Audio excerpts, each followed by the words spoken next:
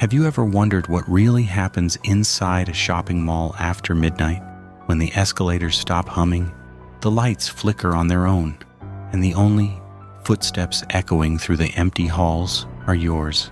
Tonight's story is about a real event whispered among night shift guards in America, an incident that took place inside Hollow Creek Mall, a place still standing, still operating, and still rumored to be visited by the spirit who once walked its gleaming floors.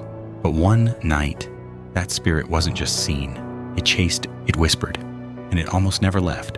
Before we begin, turn off the lights, put on your headphones, sit alone in a dark room, because this story is best heard when you feel as alone as the guard who lived it. It was a quiet Tuesday night shift, long after closing time. Security guard Michael Torres, a former Marine who prided himself on never being afraid of anything, walked the empty corridors of Hollow Creek Mall. A huge skylight above revealed nothing but darkness, no moon, no stars, just a black sheet stretching over the building. That night felt different. The air seemed thicker, heavier somehow. Even the vents, always humming, were strangely silent. Around 1:13 a.m., Michael's radio crackled with a whispering static. Not the usual short buzz, not the usual distortion. A whisper. "Michael." He froze. The radio wasn't on any channel where someone could call his name. He checked the device. It was powered off. His footsteps echoed as he walked toward the food court, where he noticed something that made his blood run cold. A janitor's mop bucket was slowly rolling across the tiles. By itself. There was no incline, no airflow, just the soft squeak of wheels turning. He followed it. Big mistake. The bucket came to a stop in front of the old service elevator, the one locked off since a tragic accident 10 years earlier. An employee, a guard named Daniel Crane, had fallen 5 stories after the cables snapped.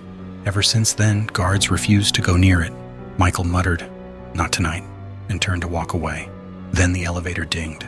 The rusted doors slid open with a screech, and inside stood the silhouette of a man, unmoving, head slightly tilted, wearing an old security uniform. Michael blinked. The figure vanished, but the elevator remained open, lights flickering violently. Suddenly, the mall alarm triggered, a shrill, piercing scream bouncing off every wall. Michael sprinted to the control room, only to find every camera feed glitching, except one, camera 12. North hallway. There on the screen, a transparent figure walked slowly, dragging one leg, turning its head sharply left and right, as though searching for something or someone. Its mouth hung open as if trying to scream, but no sound came out. Michael whispered, "Daniel?" And then, the figure turned its head toward the camera, staring directly into the lens. The feed went black. The lights in the control room snapped off. Michael was plunged into darkness. A cold breath brushed the back of his neck, and a voice, hoarse, broken, whispered, "Why did you leave me?" Michael stumbled forward, heart slamming against his ribs. He wasn't even working at the mall when Daniel died. He knew the stories. Daniel had pressed the emergency radio repeatedly, but no one reached him in time. For years, security guards claimed to hear radio calls that weren't there. Pleading, desperate calls. Michael shouted into the darkness, "I'm not leaving you!" Something slammed behind him, the door shutting itself. Then the ghost appeared, a pale, translucent figure crawling on the floor, dragging its legs, rising slowly until it stood only inches away. Its uniform was torn, bones twisted, its hollow eyes locked onto his. Michael felt his body freeze. His mind screamed, "Run!" But his legs refused. The spirit lifted a shaking hand, pointing to Michael's chest. Then, static. The radio on the wall exploded into life with piercing white noise. Through the static came a second voice, calm, firm, familiar. "Daniel, stand down." Michael recognized it. It was the voice of Chief Reynolds, the very guard who had been on duty the night Daniel died. But Reynolds had passed away years earlier. The ghost froze. The static voice continued, "You're safe now, let go." The lights flickered bright white, and Daniel screamed, a sound like metal scraping against stone. His form twisted, dissolving into vapor as he was dragged backward, away from Michael. A violent gust of cold air blasted the room. Then everything stopped. Silence, stillness, light. Michael collapsed to the floor, trembling. Michael later discovered something extraordinary. Chief Reynolds, before his death, had recorded emergency radio messages for future guards, pep talks, safety warnings, emotional support clips. One of them addressed Daniel Crane, telling him that his suffering wasn't his fault and that help had tried to reach him during the accident. That exact recording had triggered itself at the perfect moment, something that should not have been possible since the power was offline. But it played anyway. When it did, Daniel's angry, trapped spirit recognized Reynolds' voice, the only voice he trusted, the only person he believed would come for him. And the ghost finally let go.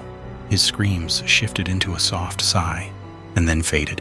From that night onward, the mall never experienced another supernatural incident.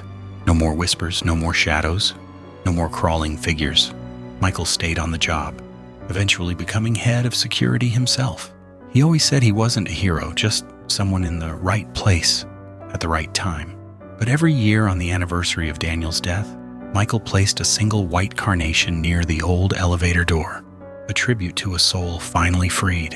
In Hollow Creek Mall, it remains open today, bright, bustling, and peaceful, because sometimes even the darkest spirits just need someone to help them find the light.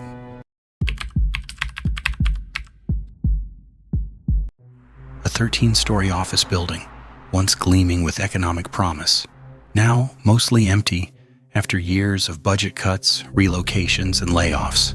But however empty it became, the company always insisted on night security. That job belonged to Mark Hensley, a 42-year-old night guard who had seen more graveyard shifts than daylight in the last decade. Mark was the kind of man who wore a tired smile, drank his coffee black, and believed no place in America was truly haunted, just poorly maintained. But Everwind Tower, he had to admit, felt different. It wasn't the flickering hallway lights, or the echoing empty cubicles, or the way the building groaned at night like it shifted in its sleep. It was the 13th floor. Everwind Tower officially had one. Most buildings skipped the number for superstition, but not this one. The company's founder insisted on every floor properly numbered, saying, "A building should never fear the truth." People joked that the founder, Arthur Crane, was eccentric. After he died in 1998, the jokes stopped.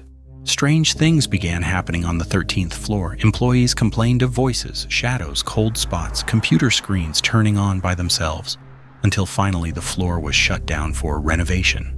But the renovations never came, and so every night at 11:55 p.m., Mark clocked in, grabbed his flashlight, and checked every floor, including the forbidden one. On the night our story begins, Mark was sitting in the security booth downstairs sipping stale vending machine coffee. The old analog wall clock ticked toward midnight. Rain battered the windows.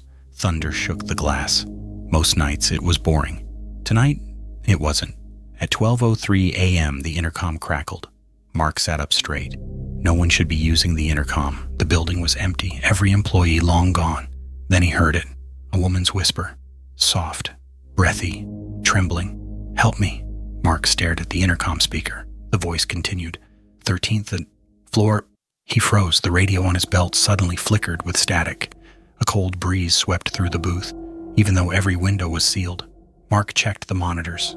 Camera feeds flickered on floors 2, 7, 11, and 13. Something moved in each. A shadow. Fast. Wrong. Unnaturally smooth in the motion. Then the feed on the 13th floor stabilized. A single woman stood in the dark hallway. Long black hair, hospital bracelet on her wrist, bare feet, leaving faint, wet footprints.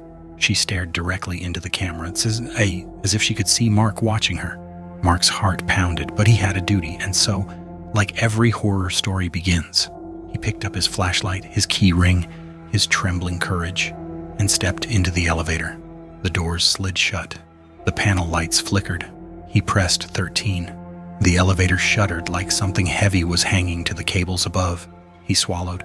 The doors closed, and the descent into terror began. The elevator climbed slowly, too slowly, as if some invisible force resisted its movement. The air inside grew colder, so cold Mark's breath puffed out in white clouds. At floor 9, the elevator lights dimmed. At floor 11, the emergency alarm chirped once, then died. At floor 12, everything went black. Mark stood in complete darkness, nothing but the hum of the elevator cables. Then, a second breath joined his, not his own. A woman's breath, slow, shaky, right behind him. Mark spun around and slammed his flashlight on. The beam illuminated nothing, no one, but the breath continued. The elevator jolted, a violent lurch, and the doors opened halfway, stuck, spasming, grinding metal. Mark squeezed through the opening into a pitch-black hallway. This was the 13th floor, abandoned since the late 90s. The emergency lights were dead. The ceiling tiles sagged.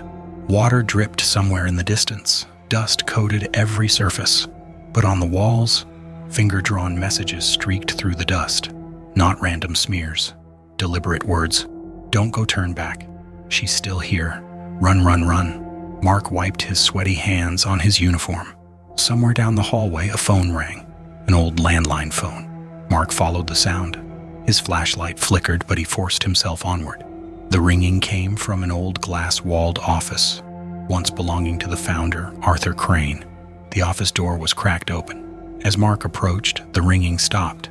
He pushed the door open slowly. Inside the desk phone, an old beige rotary model sat in the center. The receiver lifted by itself, hanging in the air, then fell and swung gently. Mark grabbed the phone with shaking hands. "Hello?" a woman whispered. "You didn't save me." The lights in the office exploded, shards raining from above. Mark ducked. Then he heard footsteps behind him, slow, dragging, approaching. He raised his flashlight. A woman stood at the doorway, same woman from the camera, same hospital bracelet, same bare feet. Her eyes were hollow. Her mouth hung open, jaw unhinged as if broken. Mark backed away. "Ma'am," he stuttered. "You're not supposed to be here. Are you hurt?" She tilted her head. Bones cracked with the movement. Then her voice layered, multiple tones like several people speaking through her at once. "You left me here. You left us all." Before Mark could respond, the shadows in the office began to shift. They crawled along the walls, stretched across the floor, formed shapes, human shapes. 5 silhouettes emerged, men, women, all wearing hospital bracelets. They surrounded Mark in a circle, silent, twitching, lifting their arms slowly. The woman stepped closer, her feet scraping the ground. She reached for Mark's hand. Her fingers were ice. When her skin touched his, visions slammed into him. A fire, smoke, thick as tar, patients trapped behind office doors, screams echoing through collapsing walls, someone locking the stairwell, someone abandoning them. Then he saw a young female patient, gasping, crawling toward a window. She never made it. Mark stumbled backward, horrified. You died in the fire," he whispered. The woman nodded slowly, bones cracking. "He locked us in. Arthur Crane locked us in. We burn every night." Then all at once, the ghost lunged, her face distorted, her jaw split wider, her eyes turned white. Her scream tore through the entire floor. The walls shook, lights burst, ceiling tiles crashed down. The shadows closed in tighter. Mark fell to the ground, raising his arms in defense. The ghost reached for his throat. And then, a deep male voice thundered, "Let her go!" A blinding flash of gold light filled the office. The ghosts recoiled, shrieking. Shadows melted under the brightness. Mark shielded his eyes. A figure stepped through the doorway, a tall man dressed in black, wearing a long coat, silver chains, and a medallion carved with ancient markings. His name was Father Gideon Marlowe, a local exorcist known in town as the Ghost's Sorcerer. He held a lantern glowing with warm golden light, and the spirits feared it. "Back away from him," Gideon commanded. The woman hissed, her voice twisting. "He must stay. He must join us." Gideon raised the lantern. The golden glow expanded, slamming into the ghost with force like a wave. She shrieked. The floor trembled. The other spirits clung to walls, rippling like fabric caught in wind. Gideon stepped forward, chanting in a deep, ancient rhythm, "By light and truth, by earth and flame, by the broken past, reclaimed, be released." The lantern flared. The woman clutched her head and screamed. Then she scattered into dust like mist. The other shadows followed, torn apart by the light, dissolving into the darkness from which they came. Finally, silence. The 13th floor was empty again, completely. Mark collapsed to his knees, trembling. Gideon placed a steady hand on his shoulder. "It's over," the exorcist said gently. "They're gone." Mark could barely speak. Who was she?" Gideon sighed. Her name was Lydia Hale. She was a patient at the Crestline Psychiatric Center next door during the fire in '98. When the flames spread, Arthur Crane evacuated his employees, but refused to open the 13th floor door behind him. Mark stared at the cracked floor. "He locked them in?" "Out of fear," Gideon said. "He sealed the hallway to stop the fire from spreading upward, but the patients trapped on this floor, they burned alive in the dark." Mark felt sick. Gideon lifted the lantern.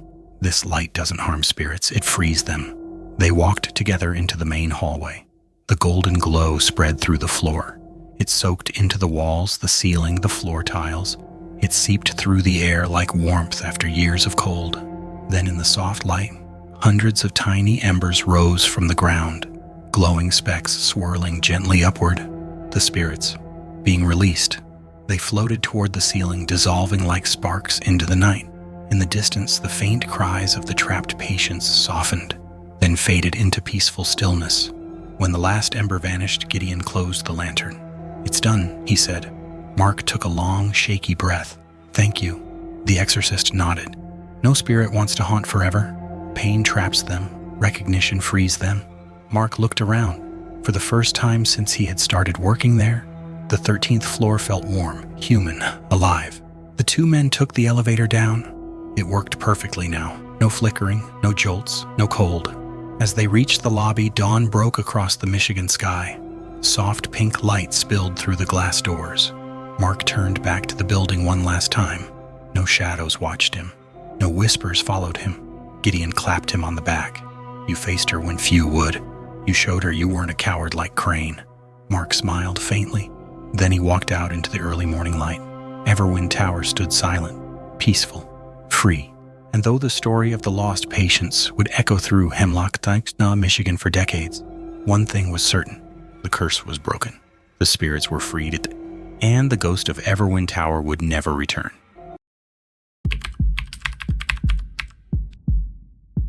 They say America is full of stories, some told, some buried, and some still alive in the dark corners of towns no one remembers anymore. Tonight's tale begins in one of those corners. It doesn't matter exactly where. A small American town far from highways, far from neon lights, nestled between empty fields and lonely roads that seem to go on forever.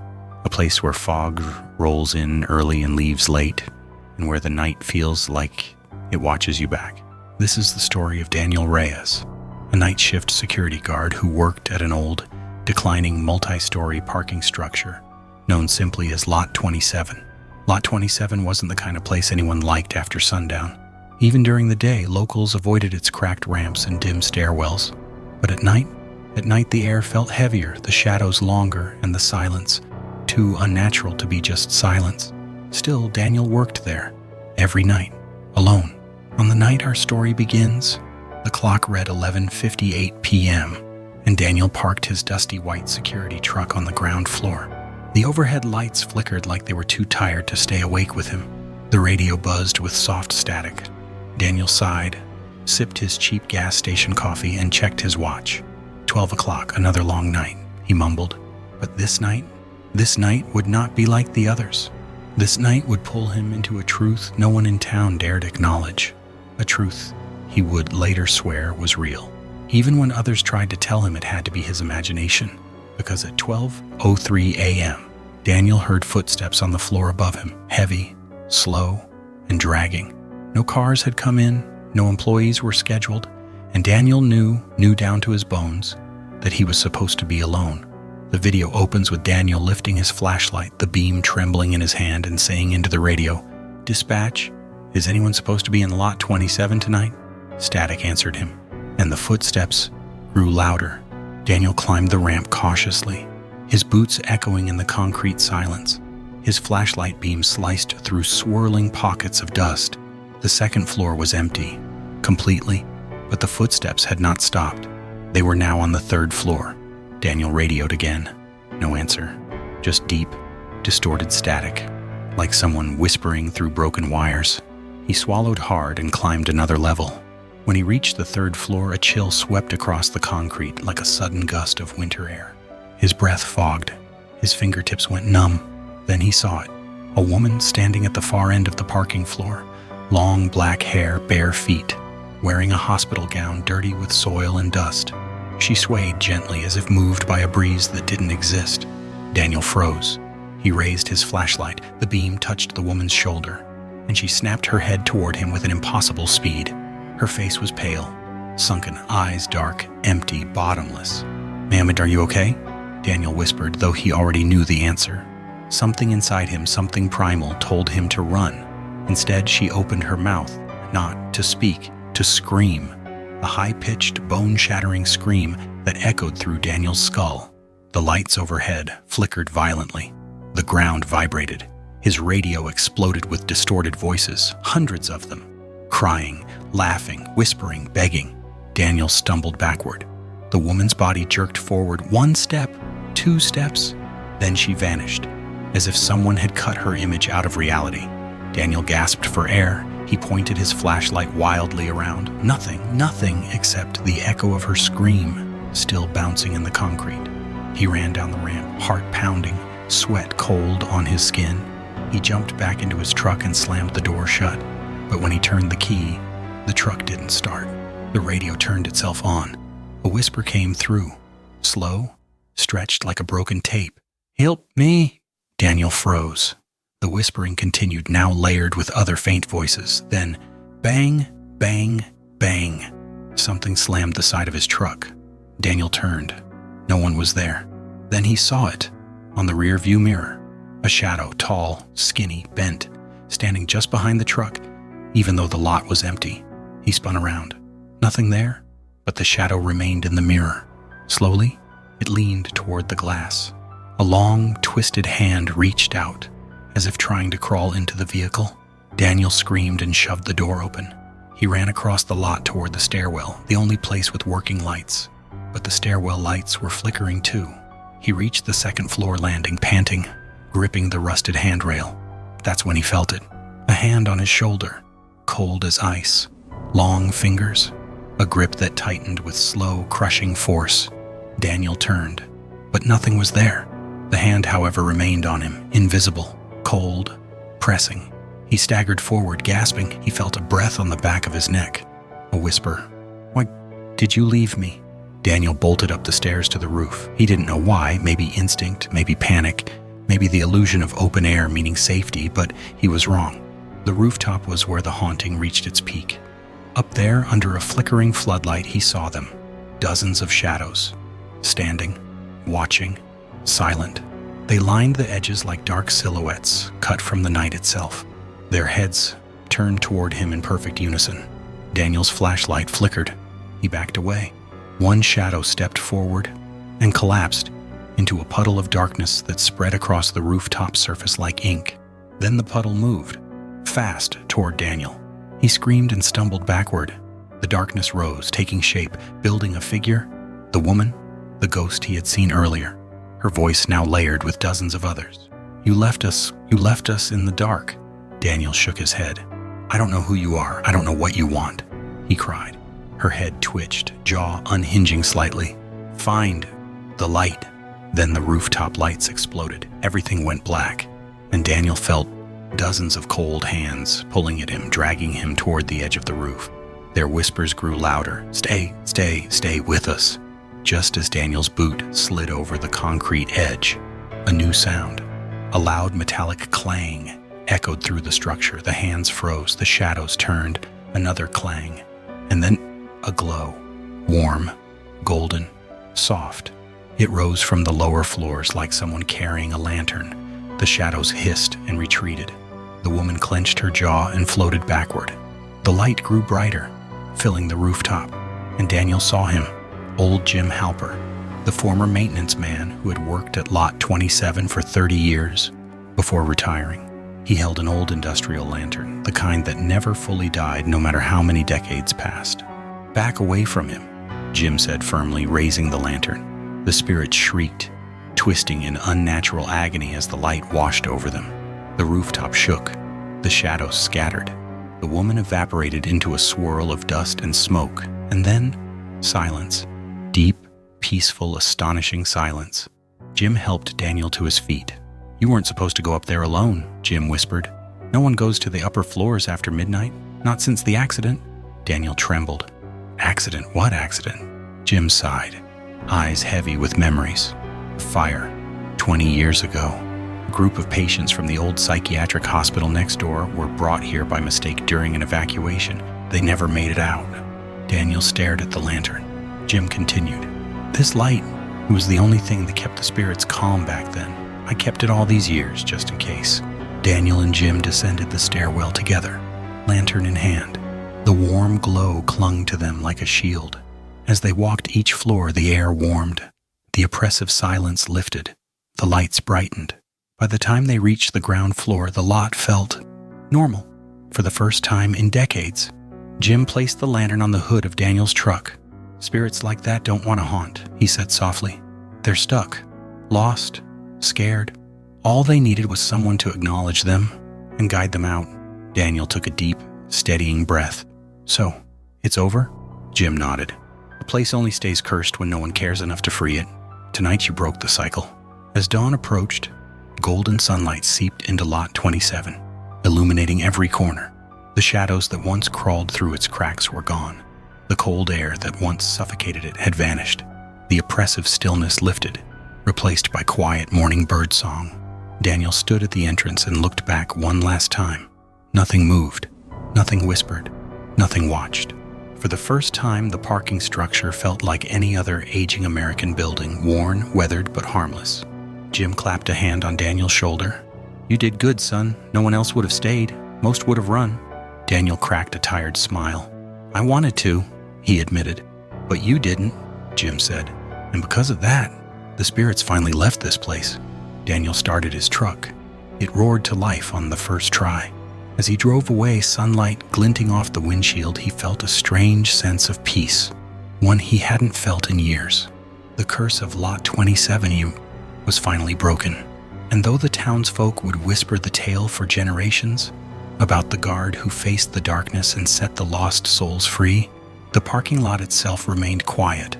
No more footsteps, no more shadows, no more screams, just concrete, sunlight, and the memory of a night when the dead were finally released into the light.